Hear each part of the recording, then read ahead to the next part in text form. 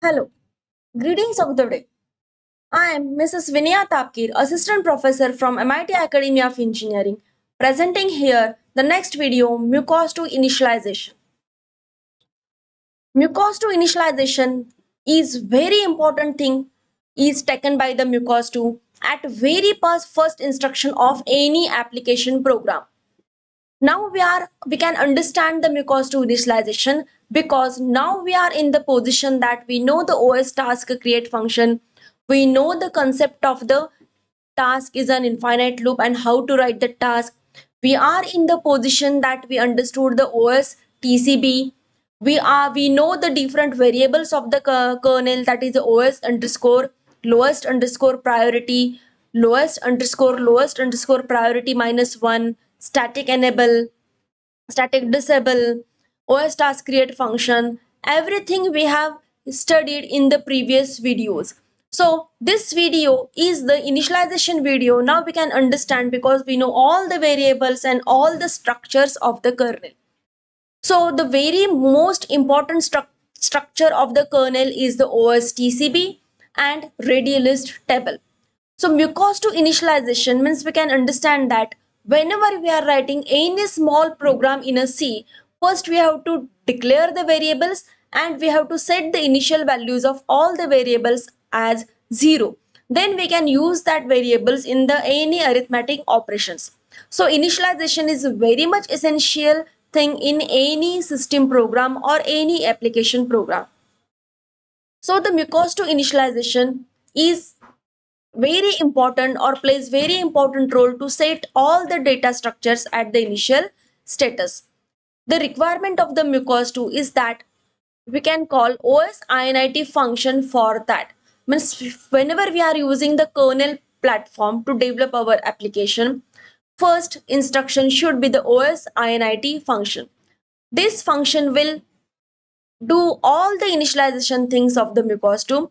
That one by one we will see how much initialization and what initializations are done by this function. So OS init function before you call any of its other services. So a requirement of the Mucos2 is that you call means the application developer should call OS init function before you call any of its other services. Means to begin every task or anything to be write before that we have to write the OS init function to initialize the Mucos2.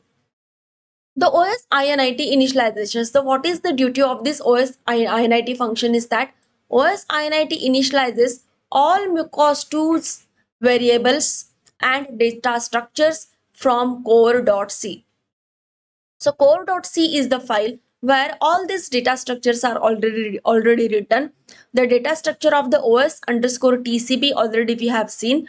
TCB is nothing but the data structure. Every memory block is the data structure. Now you can understand because you have studied the C and you know how the structures are written in a C and what are the purpose of the data structures in a C. So the kernel structures, but these structures are the special data structures from the core.c is initialized by the OS init function. So whenever we will see the list of the data structures, so first is the TCB. TCB is one of the data structure. Is another data structure. Ready list table. I will use the short form that IRLT.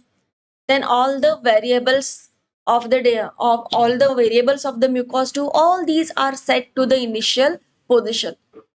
Then the OS init creates the idle task. The first thing OS init creates the idle task because idle task is a default task which is always ready to run. So this is also created by the OS init function. The priority of the OS task idle is always set to the OS lowest priority value. If the value which is present in the config.h file, I will record one more video to state the config.h file, what are the different variables are present in the config.h file and how to change that values. Then the OS task static enable, which is the variable present in the create function. Then OS task create extension enable function, both are set to the one. OS init also creates the statistic task. If we set the enable bit as a 1, then and then only the OS init function can create the statistic task. But the idle task is a default task. There is no any enable or disable bit for the idle task. Then OS task stat makes it ready to run. The priority of the task stat is always set to what? OS lowest priority -1, that already we have seen in the previous video. Now this is the data structures. We have to concentrate on the data structures after calling the OS init. We are saying that the OS init function initialize all the data structures and set the values at the initial state. So see, already in the ready list table video, we have seen about the details about this variables OS ready group. Then this is the OS ready list table. This value is the one it's set by the OS init function, says that indicates that the any value from this row is ready to run. And which task are ready to run? This is the idle task which is having the priority 64, that is OS underscore lowest underscore priority. And this is the statistic task having the priority 63, that is 64 minus 1. Again, by taking these values, these OS TCBs are placed into the RAM memory, that is OS task stat and OS idle task. So these TCBs are created at at the first stage of the initialization. Then the other space in the OS priority table, which is taken for the application developer. So we can see that these values are 1. What is the meaning of these values are 1 and this value is 1? This is initialized by the OS init function. Okay, so this value is 1, initialized as a 1, and these two values are initialized as a 1, indicates that the idle task and the statistic task are always ready to run. And these two TCBs are already created in the called into the RAM. See, already we have seen the different variables of the OS TCB. You can see one by one all the variables are here. Here the variables are written, but actually in the memory these are the memory locations. So here it is indicates that these all memory block for the idle task and statistic task is present into the memory. Now the OS TCB next. OS TCB next value is what? Is the next value is the next value of the statistic task is the idle task, and idle task next value is a 0, indicate that there is no any TCB in the memory now. Again, the OS TCB previous value is a 0 here, indicates that there is no any previous TCB is present in the memory now, because we have seen that all the TCBs are linked with the doubly linked list manner. So these are all the variables are initialized to the initial values by the OS init function, and these data structures are put into the memory by the OS init function. Now the kernel is in the initialization state, and the application developer can write their own task so that we cannot disturb this all the values which are already set by the kernel. So MUCOS to initialization का काम क्या क्या है अभी? Now we will see that the illustration assumes that the OS task static enable is set to 1 in OS config.h file. This we have to do before initializing the MUCOS2. OS lowest priority is value is set to the 63 in OS config.h file. Then the OS maximum task is set to the value higher than 2 in the OS config.h file. So these are the minimum requirements should be done by the developer in the config.h file. These three variables values should be properly initialized in the config.h file so that the MUCOS2 can create the proper structure into the RAM memory. Okay, so these values are 1, these values are 1, then it is kept by the initialization function. If now if the value of the OS lowest priority is instead of 63, this is a 32, okay, because this is a scalable, then the MUCOS2 will provide only this four rows into the OS ready list table, and this value is a 1, this value will be the 1, state that the 32 is the priority of the idle task, and then this value is a 1, stating that 31 is the priority of the statistic task. So according to the value which we are setting into the OS lowest priority bit, the OS ready table will be generated into the kernel, created into the RAM memory. So that already we have seen many types. That's why we are saying that MuCOS 2 is a scalable and configurable. So before calling the OS init function, these three variables should be have proper values into the osconfig.h file. Now, because both the idle and the statistic tasks are ready to run always, their corresponding bit in the OS ready bit table are set to 1. So this is the corresponding bit into the OS ready group table, which is set to 1. Now, if only the 31 tasks are there, then which this bit will be in the OS ready group will be set to the 1. State that the idle task and statistic tasks are always ready to run. So, according to the value of the OS lowest priority, the data structure will be managed or data structure will be initialized by the OS init function in the MuCOS 2 kernel. So, these variables plays very important role to understand the kernel, how the data structure should make the scalable. Now also because the bit of the both tasks are on the same row, okay, these all the tasks are always in the same row. Row means what? This is a row number 0, this is row number 1, this is row number 2, and every row is having its corresponding bit in the OS ready group. This already we have seen in our previous video of the ready group table. Now also, because the bit of the both tasks are on the same row in the OS ready table, only one bit in the OS ready group is set to 1. What is the meaning of this? Means to indicate these two tasks are ready to run, we require only one bit in the OS ready group to say that both the two tasks are ready to run, because the complete row is indicated by only one bit in the OS ready group. So this is the relation between the OS ready group and the OS ready table.